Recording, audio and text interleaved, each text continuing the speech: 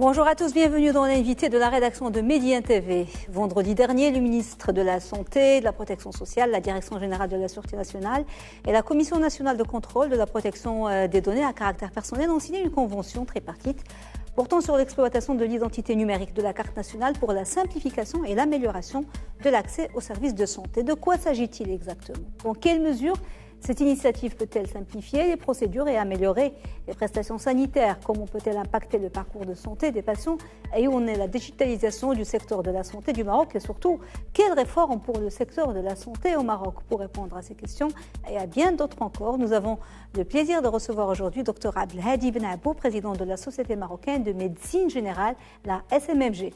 Docteur Ben Abou, bonsoir. Merci beaucoup d'avoir accepté notre invitation. Bonsoir et merci de m'avoir invité. Merci, monsieur. Alors, cette convention entre la DGSN, le ministère de la Santé et la CNDP, est-ce qu'on sait sur quoi porte-t-elle exactement?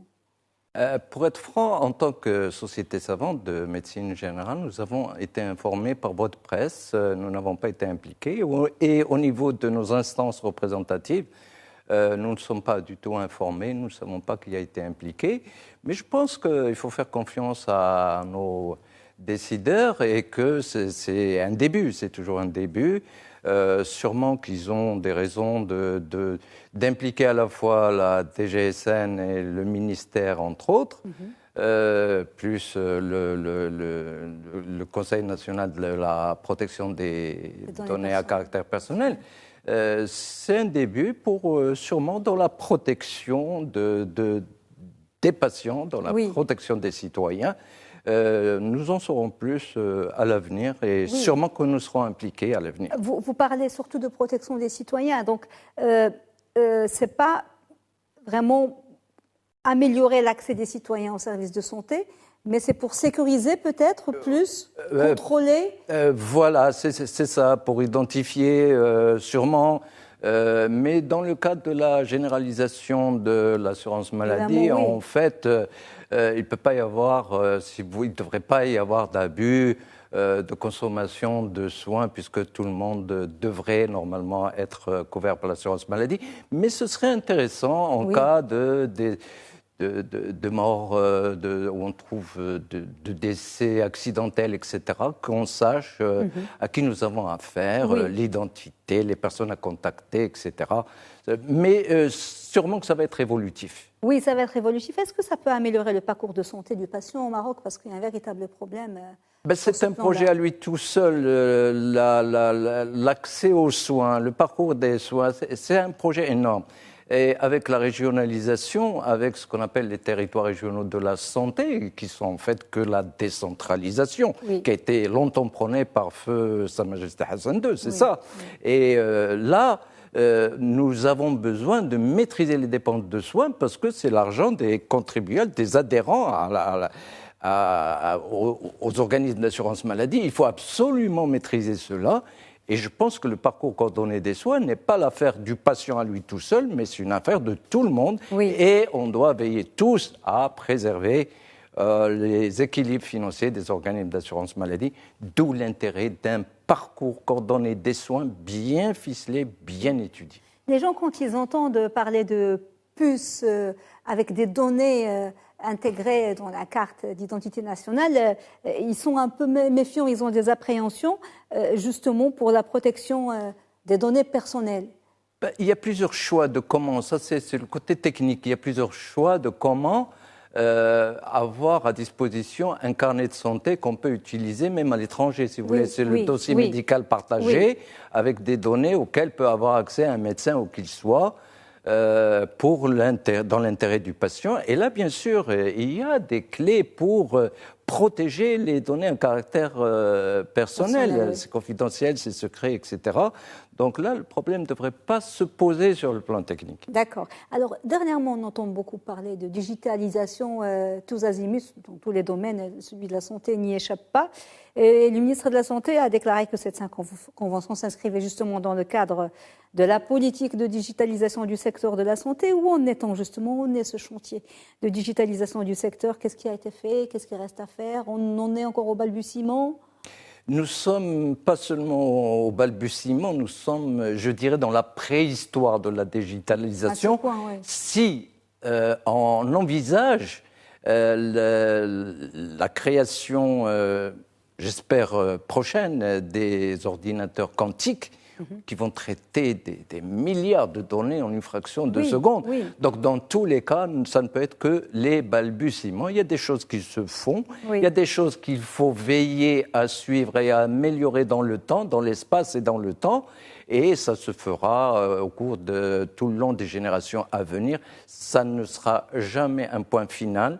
Il faudra toujours, et en fonction aussi de l'évolution de la médecine, de la science, des découvertes et des techniques aussi informatiques. Oui. Donc ce sera toujours évolutif. Même les pays les plus avancés dans ce domaine, tout à l'heure on discutait, vous avez cité le Canada qui est un bon exemple, même eux, il y a encore tellement de choses à faire, même s'ils sont avancés dans le domaine de la digitalisation de la santé. La digitalisation, moi je le considère comme un outil.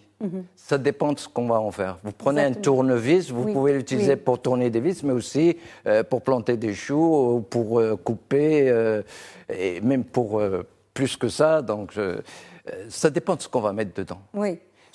La digitalisation n'est pas une finalité, c'est un moyen d'arriver à quelque chose, dans tous les domaines. Et ça va trop vite. Maintenant, c'est devenu, c'est exponentiel ces dernières années. Justement, pour le ministre de la Santé, il parle de digitalisation, je reprends ses propos.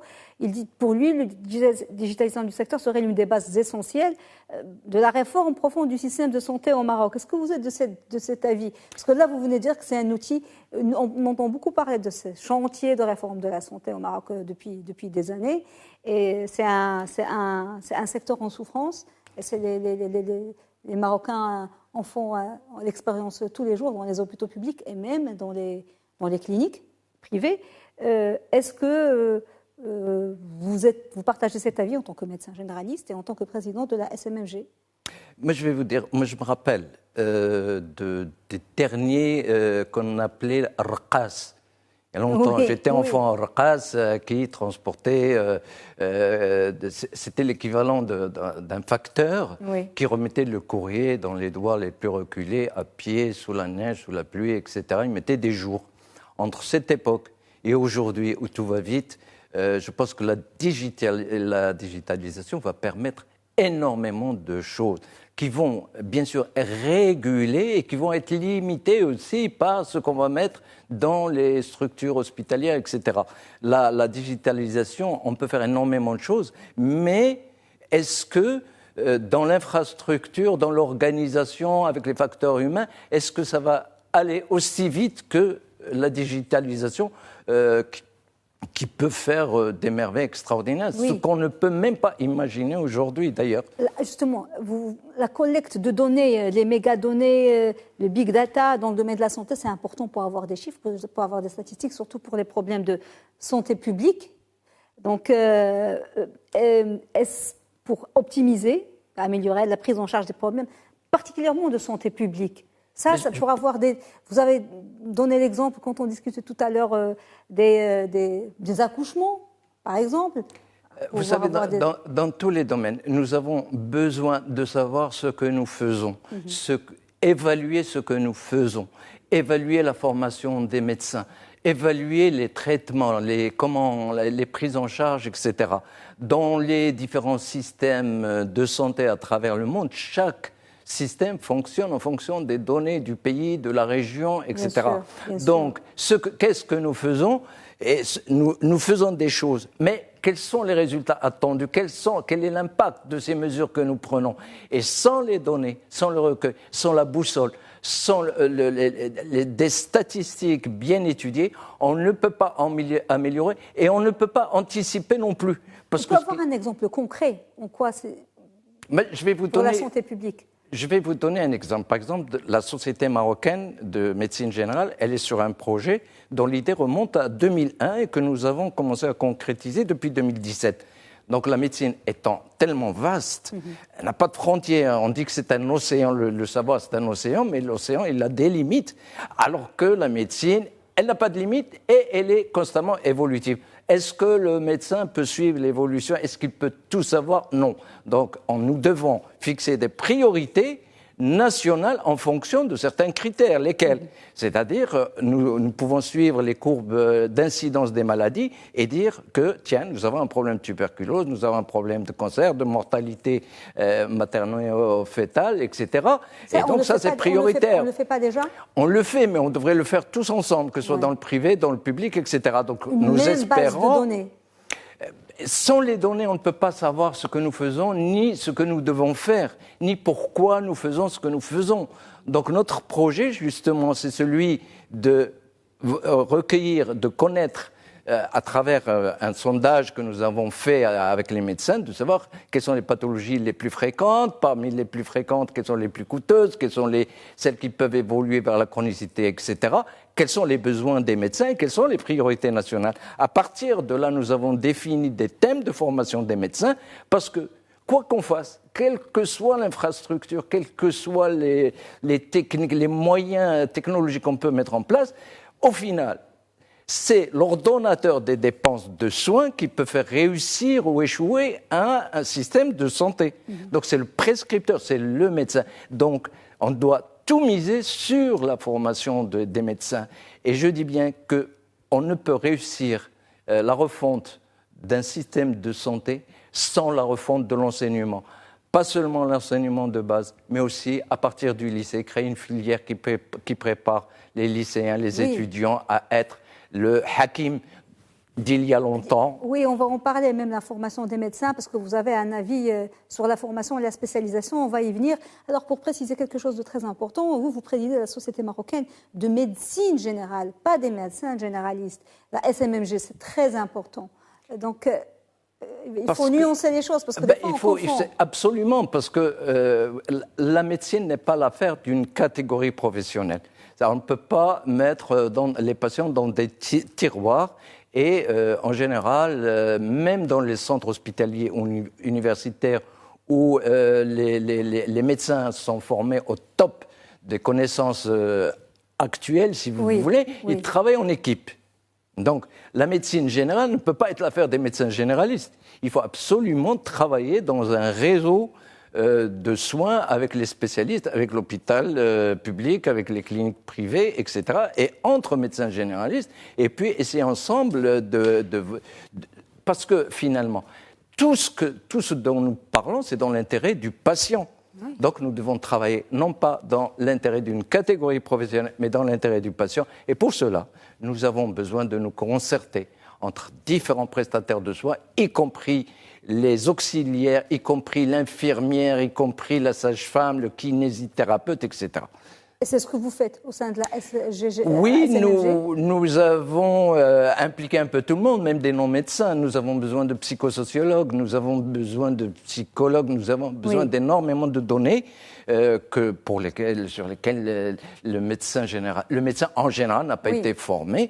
Et nous avons constaté aussi qu'au niveau de la formation que nous avons héritée du colon, je dirais, et qu'on n'a pas remise en question, nous formons l'accès à la faculté, le contenu de la formation, le poste universitaire, tout ça, il est laissé à lui-même et nous n'avons jamais essayé de revoir ça et de dire non, c'est pas ce qu'il faut pour un pays comme le Maroc. On va parler de la question de la formation, mais vous, en tant que médecin, avec votre longue expérience, mais aussi parce que vous êtes sur le terrain à travers la société, et à travers l'exercice de votre métier et à travers tout le parcours que vous avez eu, est-ce que vous trouvez que, au-delà des effets d'annonce et de ce mot qui est galvaudé, digitalisation qu'on entend partout, est-ce que les médecins et les responsables sont suffisamment conscients aujourd'hui des mutations incroyables que connaît la profession dans le monde? Est-ce qu'ils sont aussi outillés pour y faire face? L'outil, c'est quelque chose qui est devenu à la portée de tout un chacun. L'outillage n'est pas le plus important. C'est au niveau de l'organisation, de ce que nous voulons faire ensemble. Et je pense que l'outil informatique va nous obliger à nous mettre d'accord. Parce que l'outil informatique, il ne discute pas. On va parler le même langage à ce moment-là. Il nous obligera à parler le même langage. Donc ça dépend du langage qu'on mettra dans l'outil informatique. Ça dépend des choix que nous allons faire et dans quelle direction nous voulons aller. Oui. Et je pense que tout le monde nous serons on nous mettra tous d'accord, si vous voulez, à travers l'outil informatique. Oui, alors le dossier médical électronique, les soins à distance, les applications santé, Mi-Health, e-Health et tout ça, les sciences des données de santé, de l'utilisation de l'intelligence artificielle de façon générale, le digital, peuvent-ils réellement faciliter la vie, apporter un changement dans la vie des patients atteints de maladies chroniques ou ceux qui sont dans les déserts médicaux? Parce qu'on sait qu'il y a des déserts médicaux au Maroc, il n'y a pas que l'axe Kenitra-Casa. Dans le contexte marocain, avec nos réalités propres, nos particularités sociales, économiques et même parfois culturelles. Parce qu'on ne peut pas se comparer.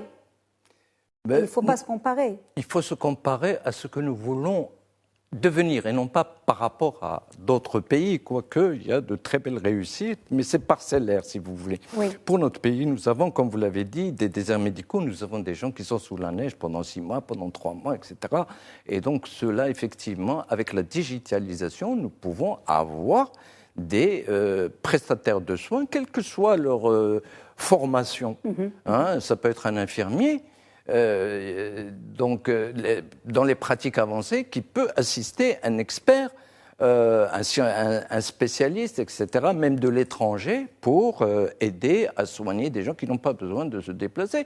Je pense que la digitalisation va transformer nos vies totalement, et pas seulement dans le secteur de la médecine, mais dans tout ce qui est santé, parce que la médecine n'est qu'une portion, une partie, une composante de la santé.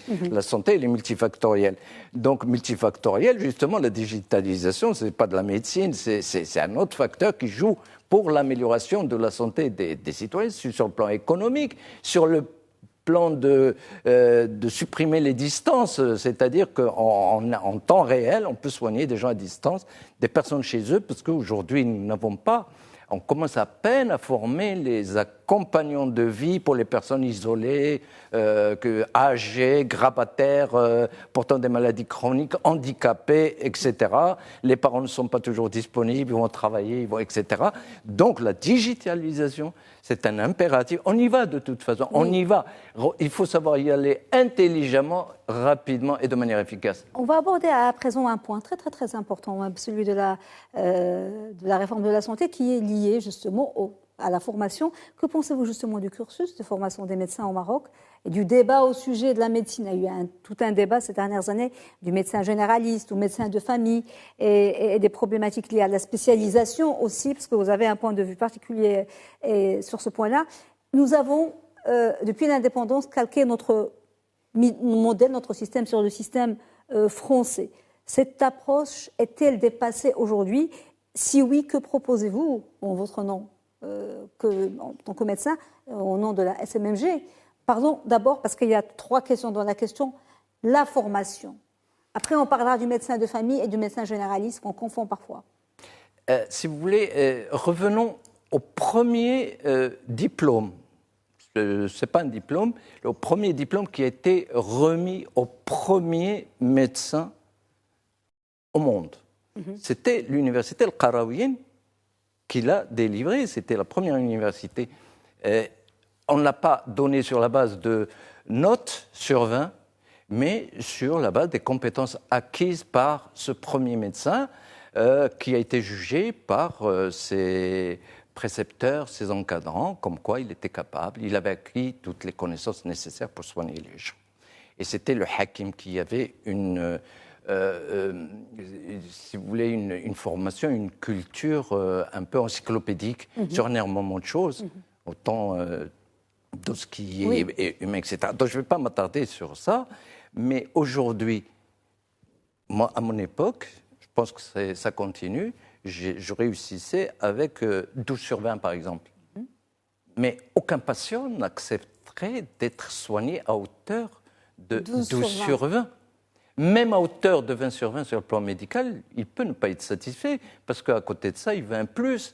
Il veut l'accueil, la disponibilité, l'écoute, les conseils, l'accompagnement, etc. Donc, finalement, nous, dans le cadre de la SMMG, nous ne misons pas sur le remplissage du cerveau par des connaissances qu'on peut trouver d'ailleurs sur Internet, sur l'acquisition des compétences. On ne peut pas accepter aujourd'hui qu'un médecin qui va travailler à la campagne ne sache pas placer un stérilet ou ne sache pas faire une suture ou un sondage vésical. Donc, pour vous, aujourd'hui, la formation laisse à désirer, mais s'il n'y a pas cette référence, ce paramètre des notes pour réussir, pour passer les examens, pour devenir médecin, sur quoi on peut se baser? Ou bien comment on peut... c'est une refonte de la formation déjà de médecins. Tout à fait. D'abord, le fait de réserver l'accès aux soins à des scientifiques, ça c'est quelque chose que j'essaie d'analyser de toutes les manières. Je n'ai pas compris pourquoi, étant donné que on admet les scientifiques, des étudiants, des lycéens qui sont très forts en mathématiques, en chimie, en physique, en sciences naturelles. Est-ce qu'ils en ont besoin après Est-ce qu'ils en ont besoin pour leurs études de médecine et pour leur pratique? Alors qu'on sait que le littéraire, il a aussi fait des études de chimie, de physique, de sciences naturelles, etc. Ça, c'est propre au Maroc. Il y a des pays où tout le monde peut passer le concours, même les littéraires. On a vu, il y a le fameux professeur Raoul, on sait qu'il était littéraire. Le professeur El Harouchi, il y a un hôpital qui porte son nom. Voilà. Donc, même ça doit changer. Mais c'est obligatoire. Si on se réfère au premier diplôme, ça doit changer. Parce que le temps que consacre l'élève à étudier, à faire des heures supplémentaires pour les mathématiques, la physique et la chimie, il n'apprend pas autre chose. Pendant que le littéraire, lui, il va apprendre autre chose. Oui, et qu'il est mieux adapté à la formation aux études de médecine, étant donné que la médecine n'est pas une science exacte, et que c'est plutôt une science humaine. Donc on doit axer la formation du lycéen sur les sciences humaines, changer le cursus. Et vous avez des spécialistes. Regardez, on va raisonner avec moi. Un étudiant qui est en médecine qui se destine à devenir spécialiste en ophtalmo. Pendant ses études, il doit faire des cours théoriques sur la dermato, la psychiatrie, la gynéco, l'ORL, etc. Il doit faire des stages. Pendant 7 ans, il peut rater sa spécialité parce qu'il a eu une note éliminatoire dans une de ces matières dont il n'aura pas besoin pour sa pratique. Vous proposez quoi? Vous proposez que la spécialisation se fasse beaucoup plus tôt, pas faire 7 ans pour devenir médecin, après 4 ou 5 ans? Parce qu'il ne reste pas beaucoup de temps et c'est très important. Regardez combien d'années perdues à étudier ce qu'il n'utilisera pas. Le médecin spécialiste n'a pas besoin de culture générale en médecine, il a besoin de se spécialiser et on peut avoir les meilleurs spécialistes au monde. On peut se spécialiser au bout de la 3e, 4e année? Non. Non, il faut un tronc commun, il faut quand même qu'il connaisse des choses. Mais c'est par exemple pour l'ophtalmo, c'est toutes les universités qui doivent dire voilà les besoins d'un futur spécialiste en ophtalmo. Oui. Voilà quelles sont les connaissances qu'il doit avoir. Il nous reste très peu de temps, on a pratiquement débordé. On va parler de cette question des médecins généralistes et des médecins de famille qui posent un problème. Il y a une véritable polémique. Quand on parle de médecine de famille, on a l'impression que c'est un nouveau métier ou c'est une science nouvelle. Ce qu'on demande, nous, c'est qu'on nous définisse ce qu'est la médecine de famille. Certains confondent médecine de famille et médecine des familles. Si on considère que la médecine de famille, c'est la médecine des familles, il faudrait définir ce qu'est la médecine de famille. Est-ce qu'un médecin qui ne voit qu'un membre d'une famille, un fonctionnaire qui a été muté d'une ville où vivent ses parents à une autre ville, et qui va voir un médecin, est-ce que ce médecin n'est pas un médecin de famille?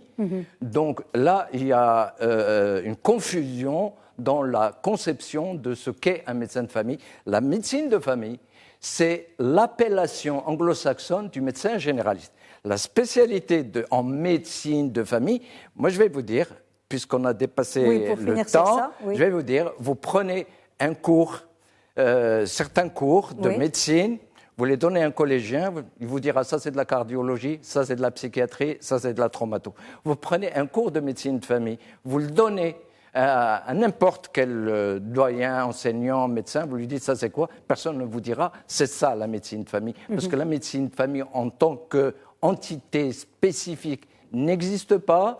Et donc, c'est, si vous voulez, un abus de langage. C'est la médecine, et on veut en faire autre chose que ce qu'elle est. C'est le médecin généraliste, finalement. C'est le médecin généraliste. C'est le médecin généraliste. Merci beaucoup. J'espère qu'on reviendra une autre fois pour parler plus en détail sur les prérogatives du médecin généraliste et puis des spécialistes et puis voilà, plus en détail, c'est indispensable pour éclairer les gens. Merci beaucoup, docteur Abdelhadi Ben Abbou. Je rappelle que vous êtes président de la Société marocaine de médecine générale, la SMMG. Merci d'avoir répondu à nos questions. Merci à vous. Merci. Madame, monsieur, merci beaucoup de nous avoir suivis. Bonne suite des programmes sur Média TV. Très belle soirée.